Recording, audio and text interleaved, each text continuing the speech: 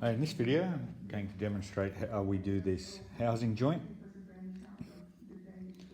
The dimensions are all on our workshop plan, so I'm not going to say the sizes in the videos, but you're going to have to read it off the workshop plan to work out whereabouts to put that housing joint and how deep to do the housing joint. So we'll start off. So I've already disc sanded the ends of this. It's already at the size that it's intended. Get your ruler, place your ruler right on the edge of the timber, sharp pencil, and we'll mark that size that I read off the workshop plan. Tri-square. From that point, we're going to square a line across so that we've got a line. I'll just zoom in a little there.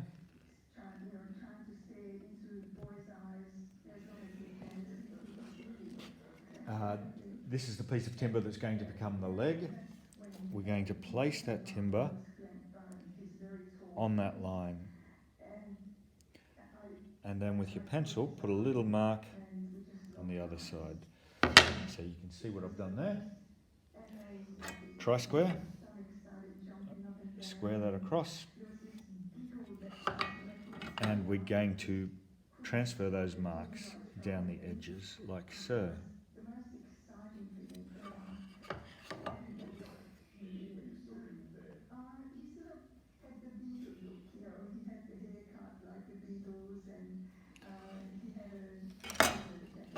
Alright, we just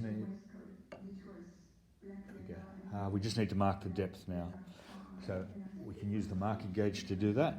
So ruler, place the marking gauge, you can see where the point is at. You adjust that to the correct size. We're going to run the marking gauge down between those lines. So thumb over the point, your fingers on the stem there, hold the block against the face, and we'll just drag between those lines. Go over it a couple of times so we get a decent mark in there. We'll flip that over, do the same over here.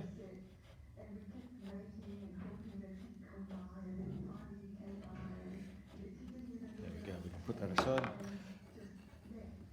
Get your pencil and mark in here and here. It makes it easier to see. I'm going to place this in the vise now.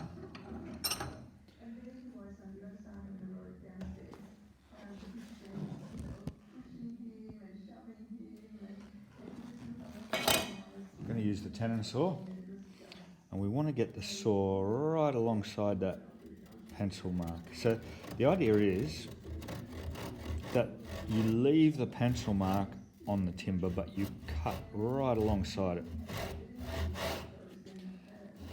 So take your time, cut carefully. There's no rush. And you cut down until you meet that line that was made with the marking gauge.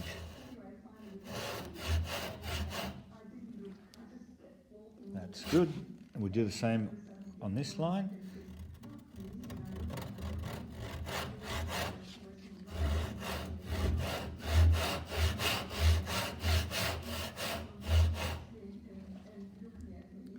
Nearly there. There we go. Just going to brush that dust away. Hopefully we can see here. I'll just try and get this iPad in close. No, I can't zoom any closer than that. What you should be able to see, you should be able to see my pencil lines, and you can see my cuts are just inside those pencil lines.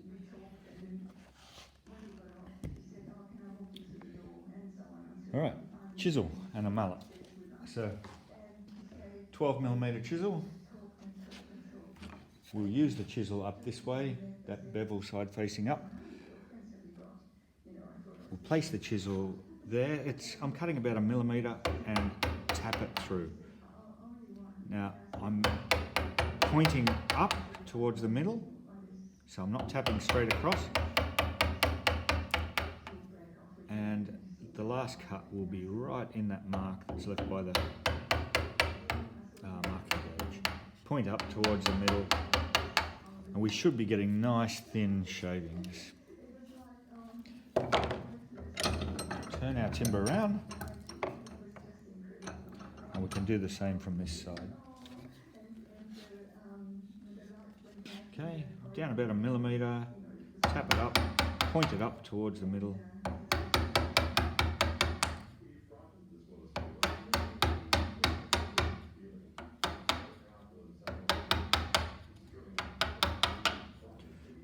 we go. So I'm at the line here, I'm at the line there, but we've got this hump in the middle. So we're going to do a thing called pairing. So I'm going to hold onto the chisel with two hands. One hand's going to be up the front here. It's going to stop me accidentally pushing through too far. The other hand is doing the pushing at the back. When you're pairing, you never ever put your hand in front. Both hands have to be on the handle or behind the blade. And we're just going to push that through, taking little shavings at a time. Don't try and cut too much at a time. It'll just make it difficult for you. And it should just push through.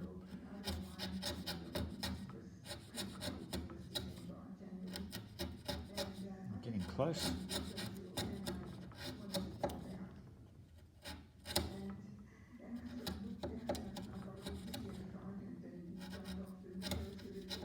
Once you get close,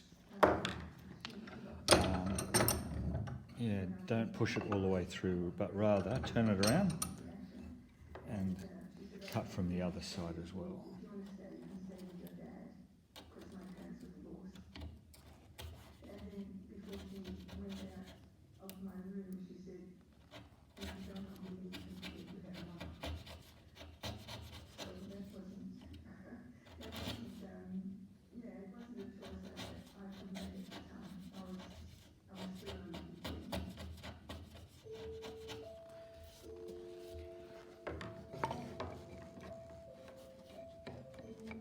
Use a ruler to check how flat it is. So you should be able to see by looking at the ruler whether there's a high spot or a low spot. If there's a high spot, you're just going to have to keep cutting it away.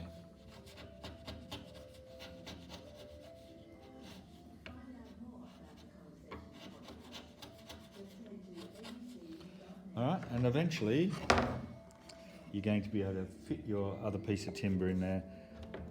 It should be nice and tight. There shouldn't be too much movement. It should. It should sit down low here. So I think I'm still a little bit high. I've got a little bit of a gap there. Yeah, must be a little bit high in the middle because that's still sitting up a little bit high. So I would put that back in the vise and continue pairing. And that's how we do the housing joints. So you've got 4 of these to do. Remember to check your workshop plan to work out where they go, the correct sizes. Well, that's it for this video. Good luck with it.